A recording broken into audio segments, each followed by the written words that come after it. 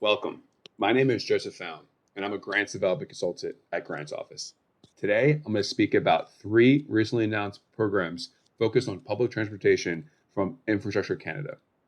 Before we dive into these programs, I want to briefly explain the difference between capital projects and planning projects. You'll see a little bit of both within these three programs. Capital projects are when you already have plans established, but you just need money to make them a reality, while planning projects typically fund the research and work it takes to develop a plan of action behind the scenes. The three programs are the Rural Transit Solutions Fund, which has an April 7th deadline, the Zero Emissions Transit Fund, which has a roll-in deadline, while the Active Transportation Fund has a deadline of March 31st. Capital projects under the Rural Transit Solutions Fund are for communities with public transit plans in place that would benefit from additional support of capital purchases. You can receive contributions of up to $3 million for conventional solutions, or up to $5 million if the project incorporates zero emission transit solutions. These capital projects must be completed within 2 years of a successful applicant signing a contribution agreement. Some proposed capital projects could range from traditional solutions such as fixed route buses or non-traditional solutions such as rideshare and on-demand services requiring the purchase of minivans, non-motorized and zero-emission fleets, the construction of intermodal hubs, or the installation of charging stations, or the purchase of software. For the Zero Emission Transit Fund, there are two funding streams, planning and capital funding. This program is designed to support public transit and school bus operators who are electrifying their fleets. Additionally, the fund will help deliver the government's commitment to purchasing 5,000 zero emission buses over the next 5 years. Planning projects include studies, modeling, and feasibility analysis that will support the development of future larger scale capital projects. The capital projects that are eligible include buses, charging and refueling infrastructure, and other additional infrastructure needs. This is a two-step application process. You first must submit an expression of interest before being approved to submit a full application. Lastly, we have the Active Transportation Fund, whose objective is to increase the total amount, usage, and quality of active transportation infrastructure throughout Canada. The fund will support capital and planning projects that encourage a model shift away from cars and improve the safety and security of all Canadians. The planning and design projects is considered a grant program, and these refer to development or enhancement of formal active transportation, strategic planning documents, or stakeholder engagement.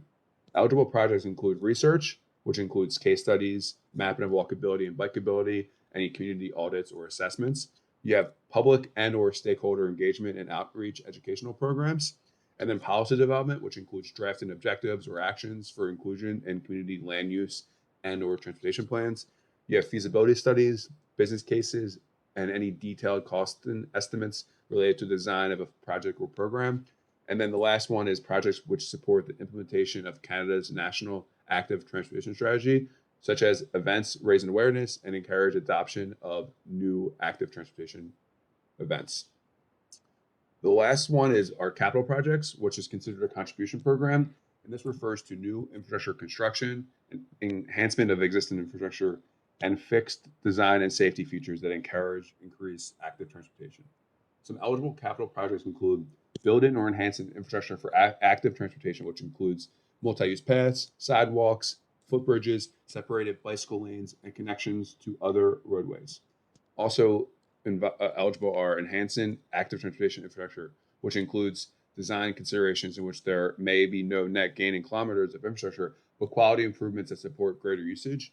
There's also building or enhancing design features and facilities which promote active transportation, such as storage facilities, lighting, greenery, shade, and benches.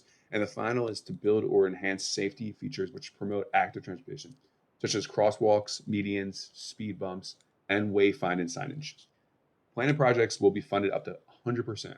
Note that the maximum amount payable for a planning project will not exceed $50,000. For capital projects, municipalities located in provinces will have a maximum contribution of up to 60%. Municipal activities located in territories will have a maximum contribution of up to 75%. Activities located in Indigenous communities will have a maximum contribution of up to 100%. Activities located in provinces where the focus is a provincial asset will have a maximum contribution of up to 40%. Applications for not-for-profit organizations applying on behalf of an eligible applicant will have a maximum contribution of 60% for provinces, 75% for territories, and 100% in indigenous communities. Feel free to reach out to us at Grants Office if you have any questions whatsoever. A link to the federal website outlining this program is included in this description.